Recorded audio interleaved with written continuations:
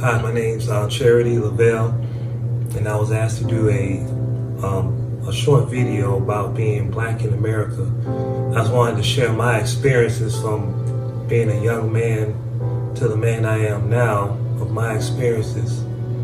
And I just remember I was born and raised, I was born in Atlanta, Georgia, but I moved to Florida when I was around like 3 years old. And I always remember my mom and dad, mainly my dad, telling me, don't be ashamed of who you are. Mainly, don't hide who you are, don't let people judge you, and don't get down on yourself even if people judge you by the color of your skin.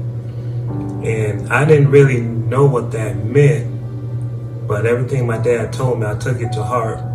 And I really didn't know what he meant by that statement until I was like 10 or 11 years old. And I remember me and my friends were dribbling. We played basketball. We were playing basketball. And I was the last one to go home. And I was just dribbling the basketball by myself on my way home. And I remember this red pickup truck pulling up to the side of me. And I remember these 4 white gentlemen started yelling. They were like, hey, hey, hey, trying to get my attention. So I looked. And when I looked at them, they looked at me and they said, hey, nigger. And when they said that, me being 10, I was kind of shocked. I didn't know what to say. And they said, that's all you know how to do is dribble a basketball, and they drove off. And I just remember walking home. I didn't understand why did they say it, what was the reason behind it. And I didn't go home and I didn't tell my dad, because I knew what my dad would do. He would, try to find this red pickup truck. But later on, I told him what happened, and he said, you will be judged, just because of your skin color. And that was my first time I experienced racism, to my knowledge, that I experienced racism. As growing up, that never left my mind. I've never had any kind of hatred for another race, because first of all, I'm a Christian man, and I believe Jesus doesn't want us to, he don't want us to hate. And I believe in loving my brothers and my sisters or whoever. If they hate me or they don't hate me, we're called to love. And that's how my upbringing was. A Christian household was always to love. No matter how people treat you, how many people judge you, you're always to love. I remember just growing up, even in school and in classrooms, just being treated differently because of the color of my skin. Because being in classrooms with predominantly all white, and me being maybe 2 black kids in my class, I always remember, as I look back, even then, being, treated different. But, being young, you just think that's the norm. You just think that's the normal thing. You're being treated differently by the color of your skin, even though I didn't understand. But it's like, really didn't say much, because it was the norm.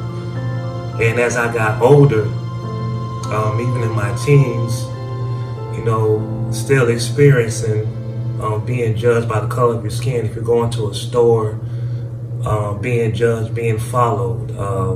I remember me and my friends used to, walk around the neighborhood in St. Pete, and I remember people would go in their house and they would lock the doors, and we just thought it was normal. But like I said, as I got older, I started to realize is that, racism, it existed then, and it is still in the world today, and it's hatred and it's sin.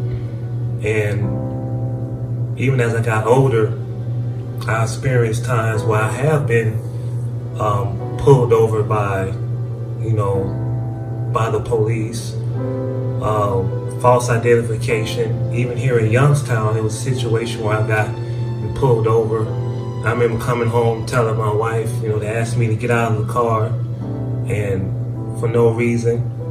And I believe it was for, me being black and the color of my skin. And like I said, it just to us, it's like that's like the norm. That's what we go through everyday life, being judged by the color of our skin. And I remember not too long ago, me and my son were in the car, and I picked him up from basketball practice, and we got pulled over, and he looked at me and said he was scared. And I had to tell him, just put your hands on the dashboard and don't be scared. It'll be okay. And myself, I was scared as well. And we got pulled over for a bulb that was out on my license plate. But it's like, why do I have to be afraid? Why did he have to be afraid? What is that fear? And why do we have to feel fearful when we're being pulled over by the police? And I have 2 sons and I have a daughter, and I always, telling my sons, when you get older, or even now, you're going to experience racism. You're going to experience you being judged by the color of your skin. But I tell them the principle is you can't go hate for hate. You gotta love no matter how you feel. And then when you feel a certain way, or you feel like you're being racially profiled, just come to me or your mom, and we can talk about it. Don't go outraged. Don't go hate for hate. We want you to talk about it and be open about it. And now, just being black in America, I believe it's a great thing now for me to be black in America. I feel like I can be a voice to all my past experiences and tell other people, white, black. And I feel like everyone more open to receive, to talk about racism and to talk about the things that are going on in the world. And right now, all the things, the principles my dad taught me was about being a man, being a black man, was just to stay strong and always stand for what you believe in. Always don't be ashamed of the color of your skin. And that's the same thing I'm telling my 2 boys right now, and telling my daughter right now. Be who you are. Don't be ashamed to be black in America, and be strong, and always keep your faith in Jesus Christ, which is the most important. And I just hope this video is a blessing to whoever's listening, and whoever's just hearing what I'm saying, that, being black in America to me now is to be strong, is to, have your head high, and to go with pride.